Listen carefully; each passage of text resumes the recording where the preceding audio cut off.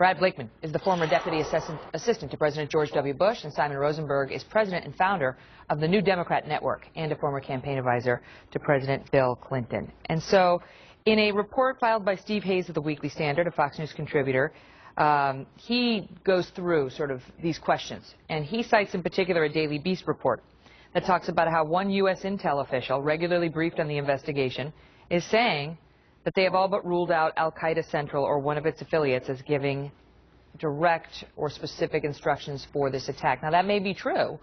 That may be the case. But already how could we know that so early in this investigation? I'll start with you on it, Brad. Well, it contradicts what the president said, and if in fact that is not known, then the administration has to push back. There's a deficit of trust with this president and his administration in light of Benghazi. So the American people are very suspect about what we're told, especially now when there's a contradiction. If the Justice Department person is wrong or right, then that has to be determined by the administration immediately, because either he was or he wasn't, or it has yet to be determined. But one thing is for sure, now there is a contradiction within the executive branch that must be dealt with.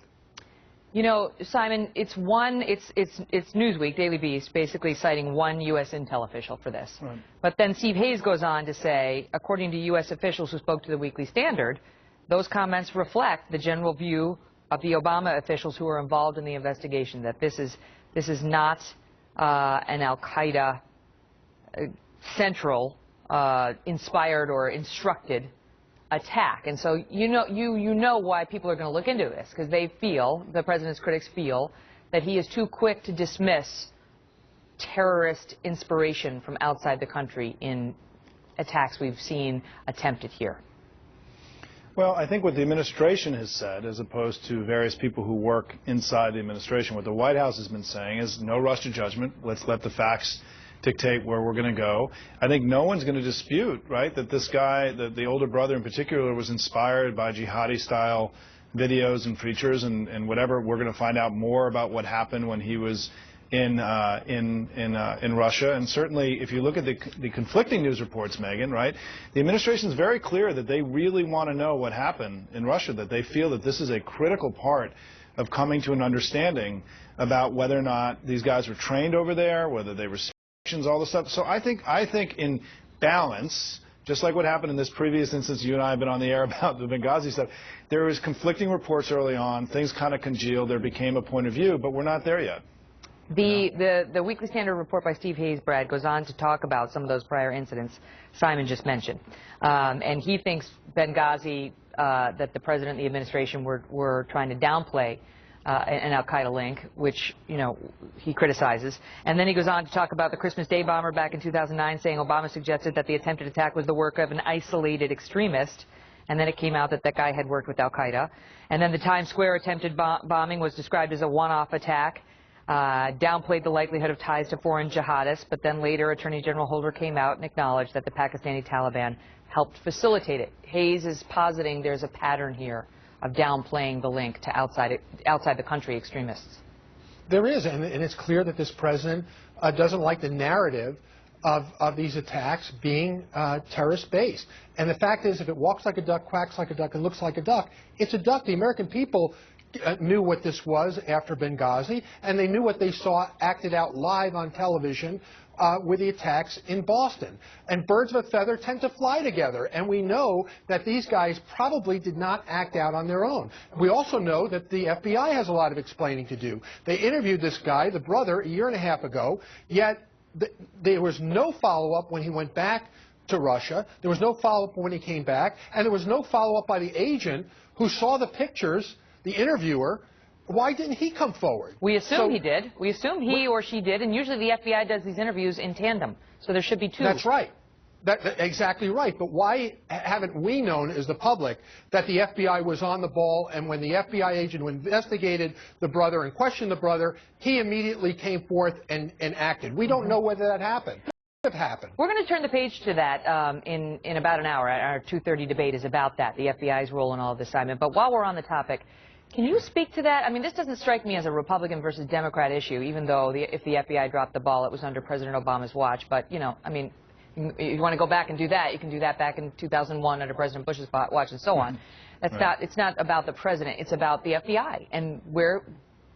With all due respect to the FBI and the good work they do for us every day, and God bless them because we need them, did they drop the ball here? And should this administration be coming out with a full-throated explanation of who looked into those two guys, why weren't they deemed a threat, and even if we get past that, if it was two FBI agents who interviewed them, where are those agents now? One would assume they were in the Boston field office of the FBI. Right. And why didn't they come forward on Monday night last week and say, we talked to a guy, and even if that didn't trigger their memory, come out once they've seen the video. Now they're looking at pictures and asking us, the three of us and all of our viewers, to tell them who these two are. Didn't the two FBI agents who sat down with them know?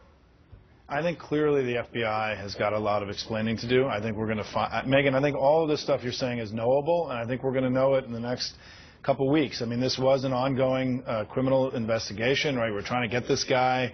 I think they were trying to keep things quiet. I think we're going to find out. And I will say one thing that worked here, there were pieces of the system that didn't work, but remember, immigration denied citizenship to the older brother because of their concerns. And so not only, let me make your situation worse, not only did the FBI not get him in 2011, but when he applied for citizenship, he was denied because of the concerns of the immigration system. Is that true, Simon? I hadn't heard that. Yeah. When was that?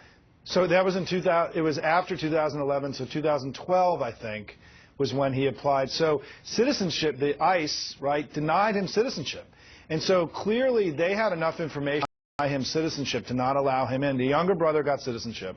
The older brother didn't. And so the system caught him, but it didn't catch him to the point where he should have been deported or he should have been for the further investigation. One would assume. We may find out that they actually had him under surveillance. We may find out other things. But clearly, we could have done a better job. The intelligence Let's hope they didn't have him under surveillance. Because if they had him under surveillance, then the surveillance is seriously inadequate. But hats off to DHS, by the way. We're going to talk about that, too. You guys have queued up two of my future debates very well. Yeah. But before I let you go, just because we're on a note of levity today, let me see. Everybody face left. The left side of your face to the camera. Do it all. How's that? Yeah. Now do right side. Not as good. I can see it on you two as well.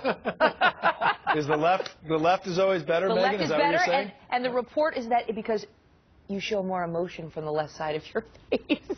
But Megyn, I've always known the left is always better, right? but Megyn, there are a lot of people in America, unfortunately, who have a face for radio. They should just like this. Okay, I gotta leave.